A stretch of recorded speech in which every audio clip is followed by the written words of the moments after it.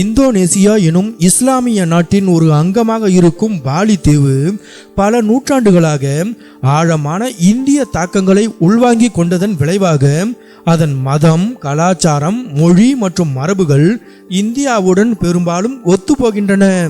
Poly அரசியல் ரீதியாக இந்தோனேசியாவின் ஒரு பகுதியாக இருந்தாலும் கலாச்சார ரீதியாக இது தென்கிழக்கு ஆசியாவின் பல இடங்களில் காணாமல் போன பல கூறுகளை பாதுகாக்கிறது. கிபி 1ஆம் நூற்றாண்டிலிருந்து இந்திய வணிகர்கள், மதகுருக்கள் மற்றும் அறிஞர்கள் தென்கிழக்கு ஆசியா முழுவதும் பயணம் செய்தார்கள். வர்த்தகம் மற்றும் கலாச்சார பரிமாற்றம் மூலம் இந்திய கருத்துக்கள் சத்தமில்லாமல் பரவின. குறிப்பாக மத கருத்துக்கள், சமஸ்கிருத மொழி, கோவில் கட்டிடக்கலை, காவியங்கள், சடங்குகள் மற்றும் தத்துவம் ஆகியவை இந்து மதத்தை தழுவி இருந்தன. அந்த வகையில் பாலி தீவு இந்திய மற்றும் இந்து செல்வாக்கின் வலுவான வாழ்க்கை மையங்களில் ஒன்றாக மாறியது. இந்தோனேசியாவின் கிட்டத்தட்ட அனைத்து பகுதிகளும் இஸ்லாத்தை பின்பற்றும் அதே வேளையில் பாலி தீவு மட்டும் இந்து மதத்தை பின்பற்றுகிறது.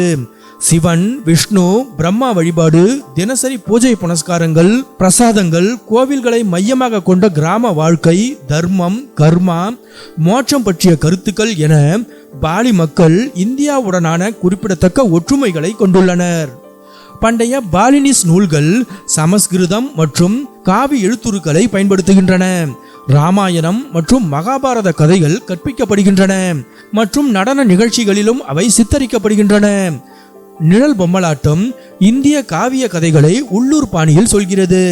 இந்தியாவில் இந்த மரபுகளில் சில மறைந்துவிட்டன என்றாலும் பாலி அவற்றை இன்னும் பாதுகாத்து வருகிறது. பாலியில் காணப்படும் இந்து கோவில்கள் பண்டைய தென்னிந்திய மற்றும் கிழக்கிந்திய கோவில் வடிவங்களை ஒத்திருக்கின்றன. குவிமாடம் இல்லாத திறந்தவெளி கோவில்கள், புனித மலை, ஊர்வலங்கள், மந்திரங்கள், தீ சடங்குகள் என பாலி நவீன இந்தியாவை விட பண்டைய இந்தியாவுடன் கலாச்சார ரீதியாக நெருக்கமாக உணர வைக்கிறது.